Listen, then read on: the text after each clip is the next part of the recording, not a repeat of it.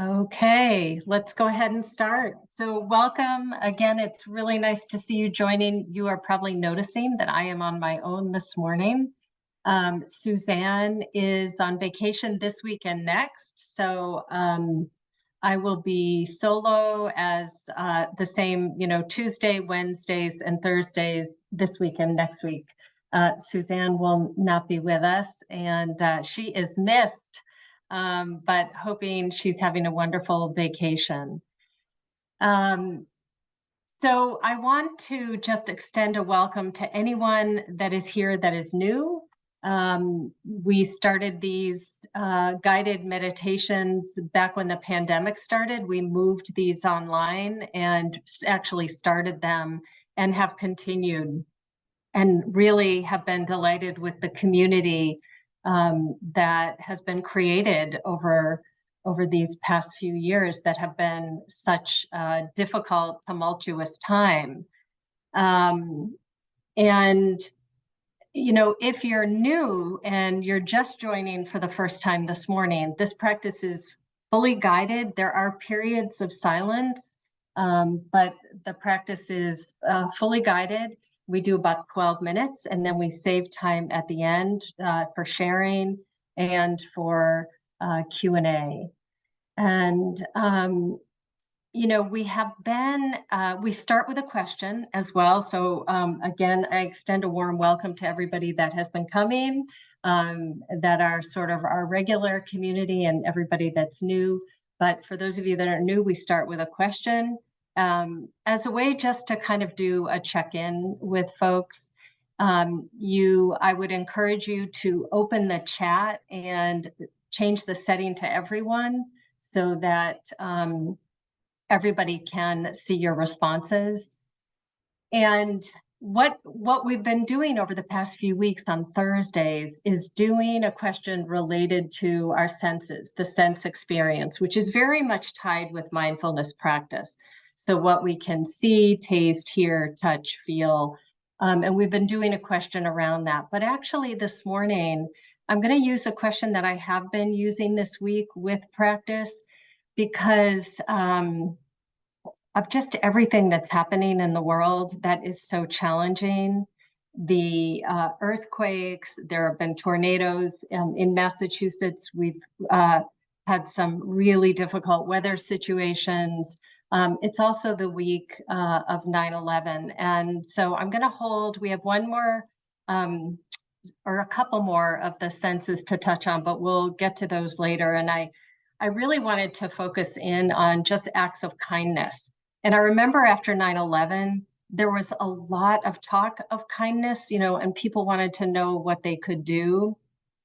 And so my question, which has been my question all week, so it might be that you're hearing this again, but what is an act of kindness that someone has done for you recently? And even if you want to say what the impact was of that, or what is something that you have done, even no matter how small, that was an act of kindness that had an impact on someone, but maybe you don't know the impact that it had on someone. So just taking a moment to just reflect on an act of kindness. So what is something someone did for you or you did for someone? So while folks are thinking about that, I'll chime in. So there's a couple things I've been paying extra special attention to. And one of them is just driving. I mean, I'd like to think that I'm a pretty patient driver in general, but I am on the road a lot. And just noticing little things about driving, like letting people make a turn before I make a turn, or noticing when someone does that for me and the desire to then pay that forward. And even little things with a neighbor who needs some help in getting something done, and just picking up the phone and checking in with her. So they're not huge things, but just trying to be much more aware of that. Um, yeah, so I would say, for folks who want to go ahead and start populating the chat, some act of kindness that had an impact on you, either you did it or you were the recipient of it. Yeah, like a fun cat picture. Yes. Neighbor brought us a meal to enjoy. Yeah, so nice. Um, and I've been thinking a lot about it just this whole week, because I think when there's so much unsettledness in the world, we have just this innate desire to see how we can help, and can sometimes feel helpless, and that there are, in fact, really small things that matter. So I've just been really trying to pay attention to that a lot this week. And not that I don't pay attention to it at other times, I do. But yeah. So with that, let's go ahead and move into our practice. And the practice is about 12 minutes. And I mentioned earlier, there are periods of silence. So, I try to let like 2 to 3 minutes go without saying anything, but I'll settle us in. I'll then have us find something to help stabilize the wandering mind. So just as a reminder, in meditation, we're not trying to stop thought. We're just seeing that when a thought has slipped in, that we're not going to continue on with that memory or the planning, whatever narrative has popped in. And we're going to bring our attention back to a stabilizer.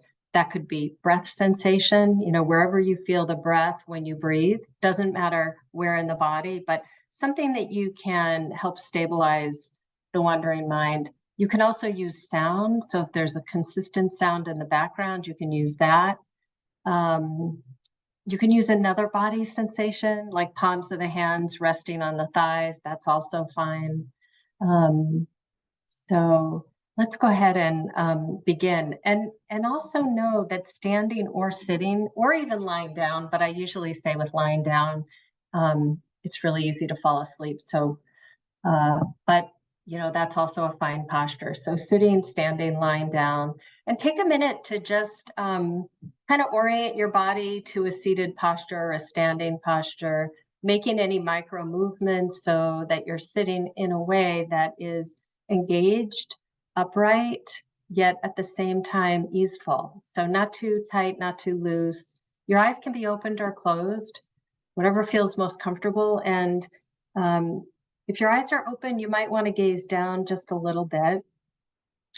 Take a couple deep breaths on your own, just as a way to settle any surface tension. And if you make your exhalation a little bit longer than the inhalation, it helps stimulate the parasympathetic nervous system, which is really what helps us calm and bring some ease. So do a couple deep breaths.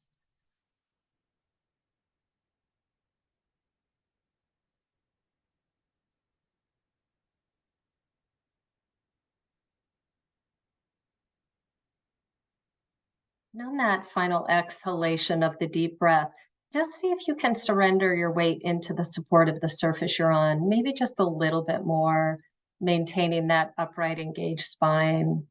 And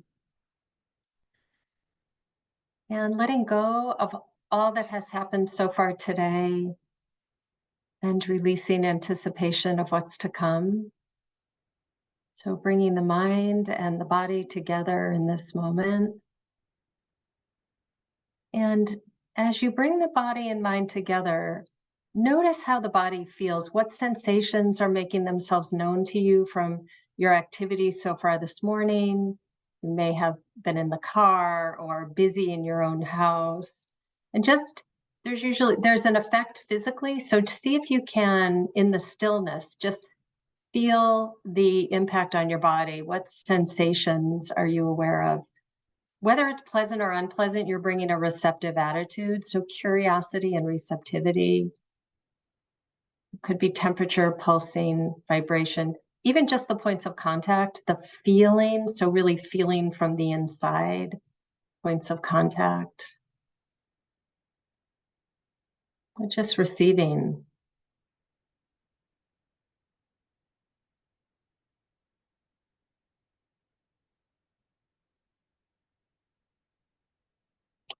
So keeping with whole body awareness for just another moment, aware of all the points of contact on the back of the body, aware of the physical expression in the body from your activity.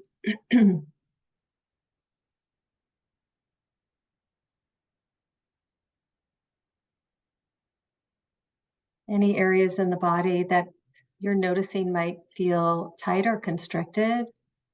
You can see if you can soften, just, to the degree that you're able, just see if you can soften.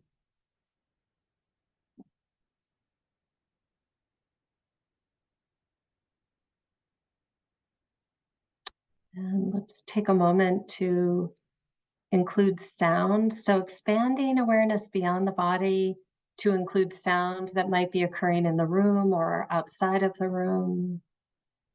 With a soft mental note, hearing. So we don't have to label what's making it, but literally just engaging hearing.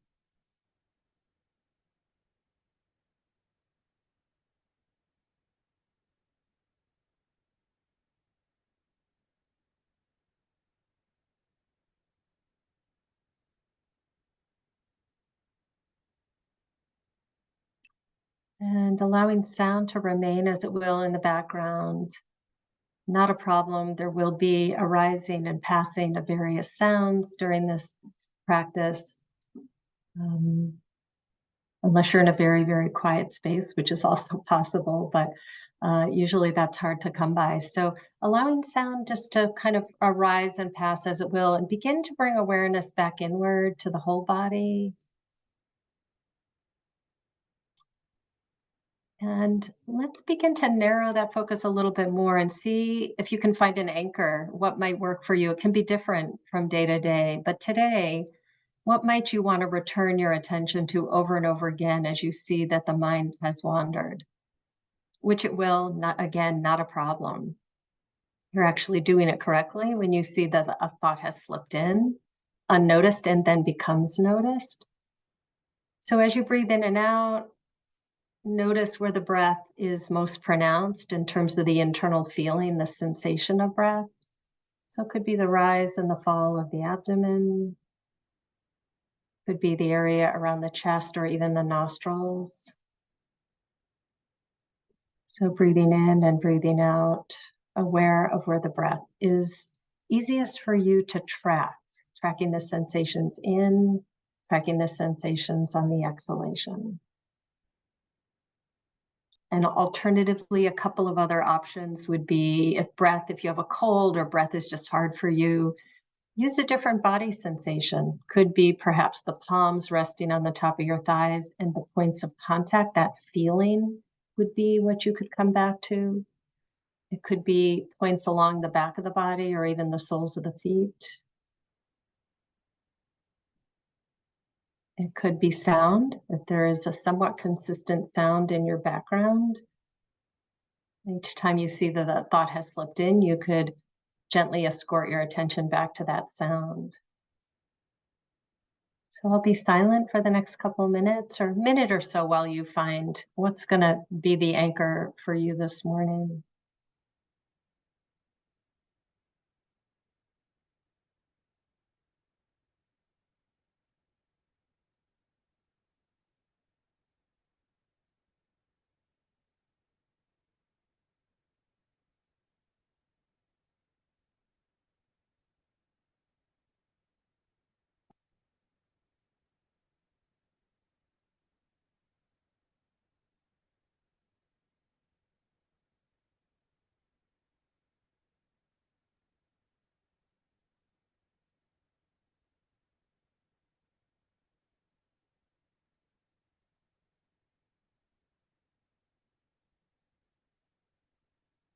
So staying with that particular anchor, whatever you've chosen for the remainder of the practice.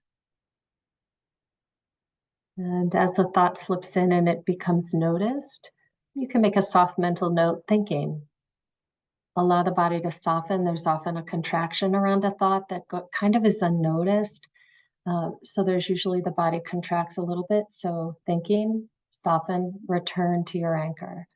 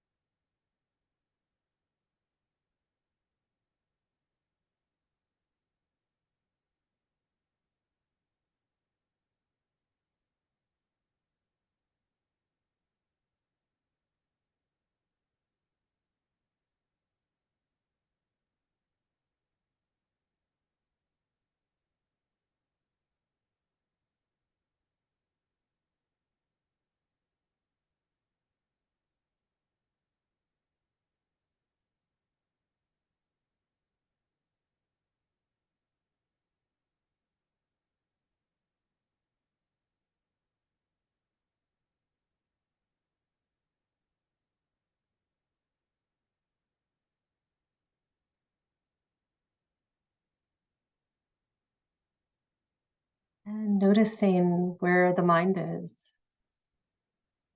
and letting go of the memory or the planning, soften the body and return to the anchor you're using this morning.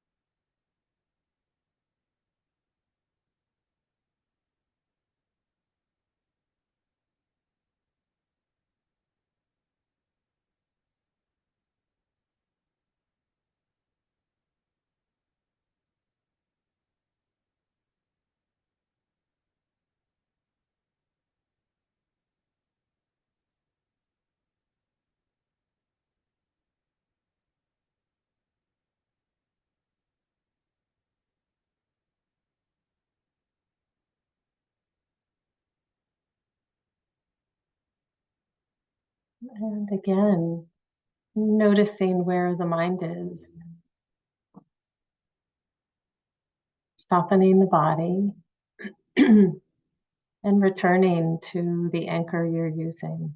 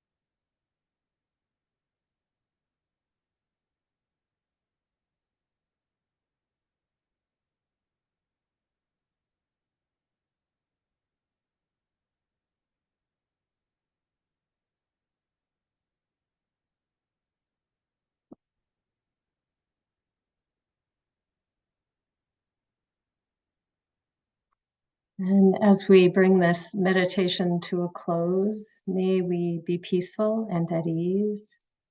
May our heart be soft and open. May we be safe and protected, and our body healthy and strong. And may the merit of our practice be for the benefit of all beings. And just take a moment to, if your eyes were closed, gently open the eyes. And take a minute just to reorient to the room that you're in, wherever if you're inside or outside, take a moment to just stretch and look around, just reconnect with your surroundings.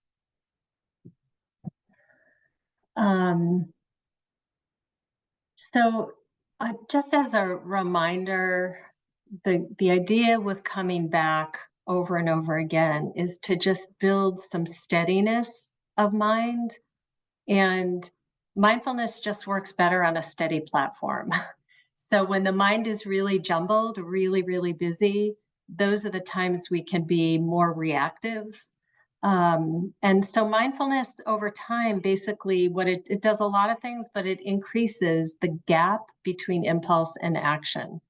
So when something has triggered us, we start to see that kind of sooner in the chain reaction so that we can get some space between a reactive response and one that's more aligned with our own values. And so, I mean, there are many, many benefits. There are many health benefits to this practice.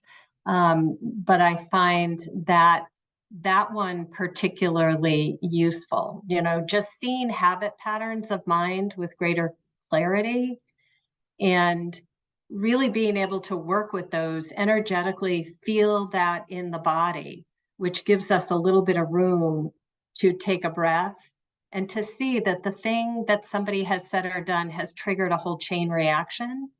And, that just extends out into the world so that we are engaging in a way that really aligns with who we want to be on a day-to-day basis. And when we don't get it right, we see that with greater clarity and with self-compassion.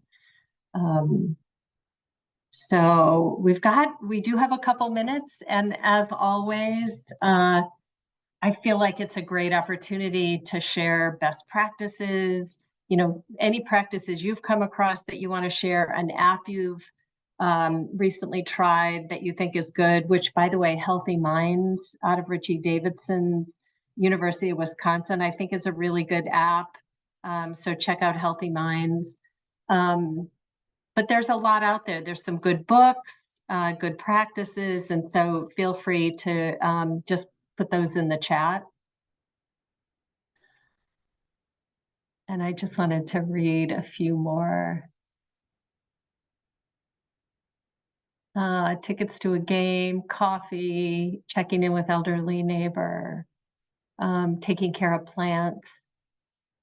Yeah, it's just, thank you for sharing, because I think it inspires all of us to just remember how much even these little things really do matter. Let me put the Healthy Minds.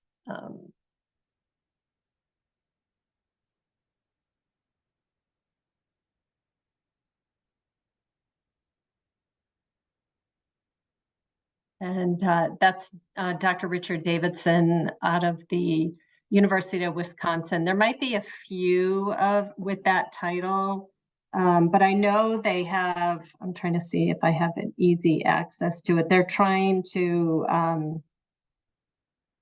oh yeah, that's Healthy Minds. They're adding new content on a pretty regular basis, so I think that's a good one.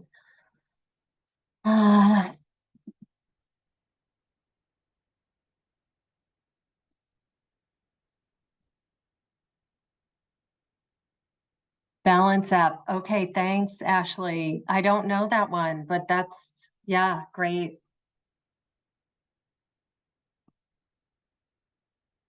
Anybody else have any anything that they want to share that they've come across recently. There are also like free webinars and seminars that are mindfulness related that there's some good ones coming up. Next Thursday, I'll put that in the chat. I can't recall exactly. I know the Wisdom series that started in California many years ago, they're doing something on AI and bringing mindfulness in, and Mind Tide. Okay, Tammy, thanks. Well, I would say I think that if we are good, we're at 8:59. So yeah, thanks everybody. And we will see you hopefully Tuesday, and it's either Kel Juilliard or Christine O'Shaughnessy. I'm not sure. I'll be there on Wednesday and Thursday next week. So take care, everybody, and have a good rest of the week.